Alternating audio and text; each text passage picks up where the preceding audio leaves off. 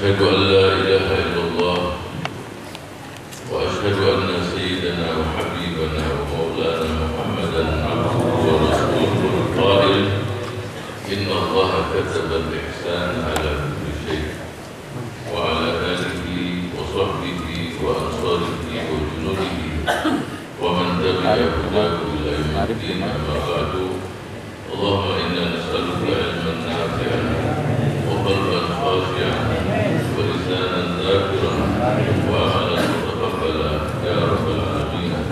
رب اشرح لي صدري ويسر لي أمري واحلل عقدة من لساني يفقهوا قولي. الحمد لله والشكر لله ولا حول ولا قوة إلا بالله.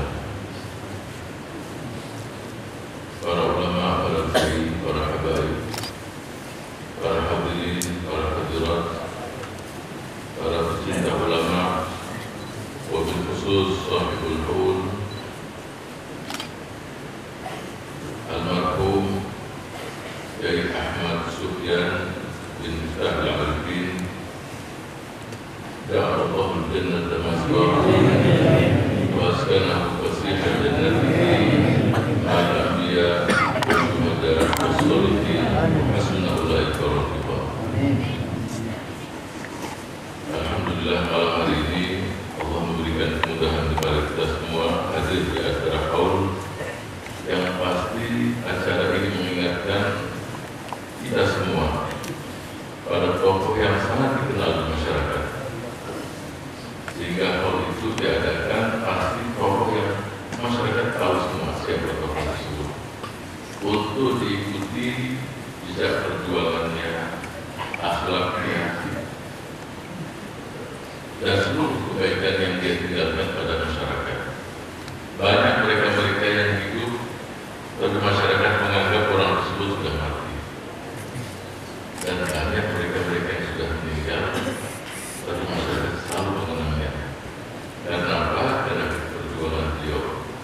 Wabil khusus bagi Rasul Sallallahu Alaihi Wasallam, masyarakat tidak akan melupakan sepanjang masa. Saya tadi menyebutkan beberapa ayat dan juga kata-kata ihsan. Para ulama kita, para kiai kita, para habaib, para pejuang meninggalkan sesuatu yang tidak mungkin kita lupakan. Apa itu? Yaitu ihsan, perbuatan baik yang mereka tidak menantikan imbalan di dunia. Yang penting hanya kebaikan. Seperti yang disebutkan dalam surat Al-Hajj ayat 77. A'udzubillahi minasyaitonir rajim. Ya ayyuhalladzina amanu ruk'u wasjudu wa'budu rabbakum waf'alul khair la'allakum tuflihun. Wahai orang-orang yang beriman, rukuklah kalian, sujudlah kalian, dan ibadah kalian kepada Rabb kalian. Waf'alul khair, dan lakukan kebaikan agar kalian menjadi orang-orang yang untung. Rukuk kebaikan, sujud ibadah semua Allah. Terus di akhir ayat tadi, waf'alul khair, lakukan kebaikan. Itulah yang dilakukan oleh para ulama kita, kiai kita, para habaib. Selalu berbuat baik, tidak menanti la jazaan wala syukur, tidak menantikan imbalan, ucapan terima kasih dari manusia. Yang dinantikan adalah kelak balasan dari Allah Subhanahu wa Ta'ala. Manusia yang selalu berbuat baik, itulah yang sangat dicintai oleh baginda Rasul Sallallahu Alaihi Wasallam. Itulah orang yang memiliki akhlak yang tinggi, sehingga Rasulullah Sallallahu Alaihi Wasallam ditanya tentang siapa yang paling banyak masuk surga. Beliau mengatakan Sallallahu Alaihi Wasallam, setelah takwa pada Allah, husnul khuluq, orang yang punya budi pekerti yang bagus. Orang yang memberikan kebutuhan dibalas dengan kebaikan.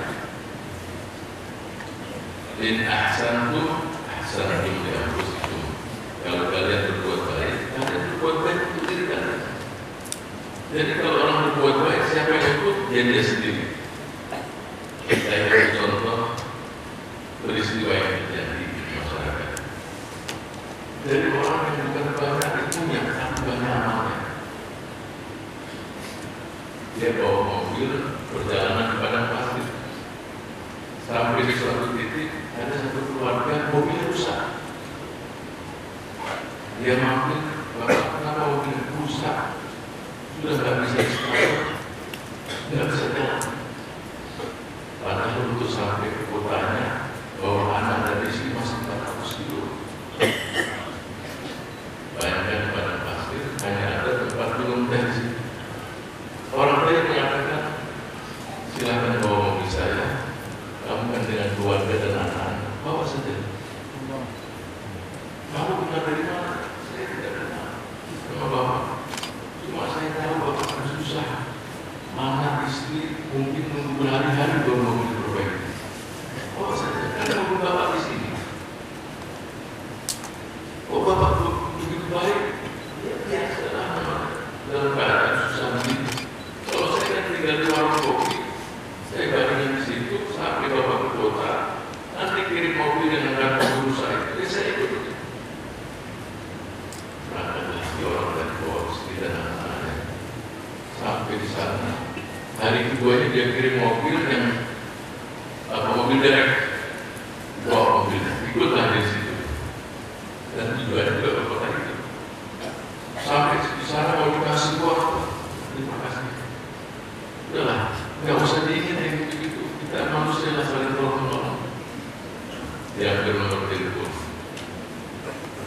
Suatu saat orang yang tadinya mobilnya rusak tadi kumpul dengan teman-temannya, ngobrol, cerita, "Bu, manusia sekarang ini susah yang berbuat baik. Yang dipikir hanya kepentingan diri sendiri. Yang mobilnya rusak tadi masih ada orang-orang yang baik." Dia ceritakan peristiwa. Ini saya punya nomor teleponnya, telepon.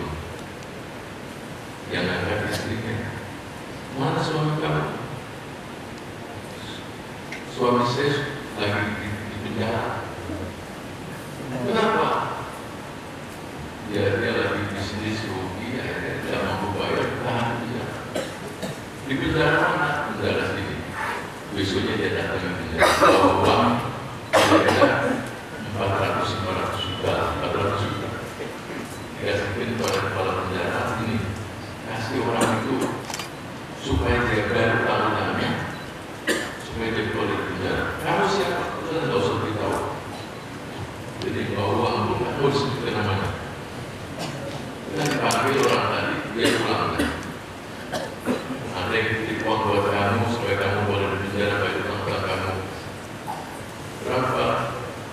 "Kira-kira 400 juta." "Jazakallah khair, terima kasih.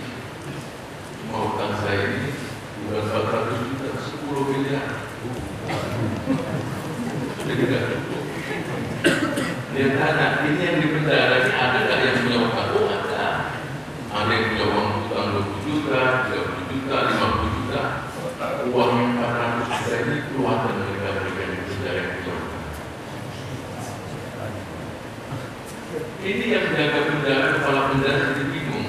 Orang tadi itu baik sekali, tapi itu lebih dahsyat. Ini 400 juta keluarnya, biar itu di penjara, yang penting mereka keluar.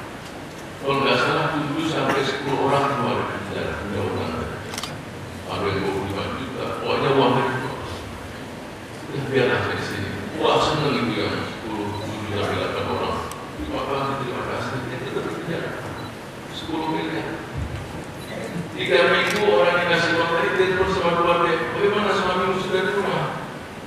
"Belum, masih di penjara." Dikirnya uang ini tidak disampaikan sama kepala penjara. "Tidak, nanti penjara. Kenapa kamu tidak sampai utang? Utang dia 10 miliar. Dan 400 juta itu malah dibagi-bagi sama orang yang ditahan di penjara supaya keluar."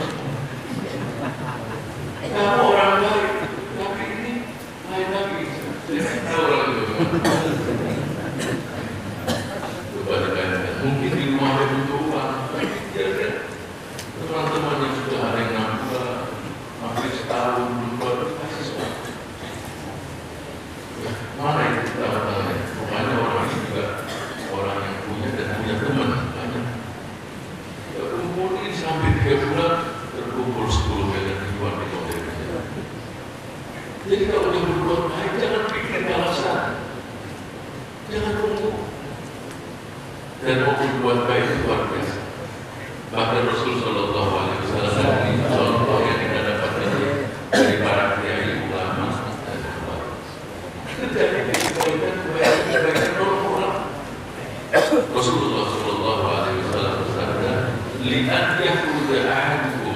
Kalau seseorang dari keadaan keluar dari rumah, bantu orang yang susah, suami istri ribut aturkan, yang nggak bisa makan dibantu, yang lagi emosi dikondisikan dia bisa. Buat orang lain tersenyum, bahagia. Apa saja lakukan, walaupun hanya 1 jam saja. Khairul lahu min an ya'takifa fi hadzal masjid syahran. Yang demikian itu lebih afdal daripada iktikaf di masjidku sebulan namanya. Hadisun sahih.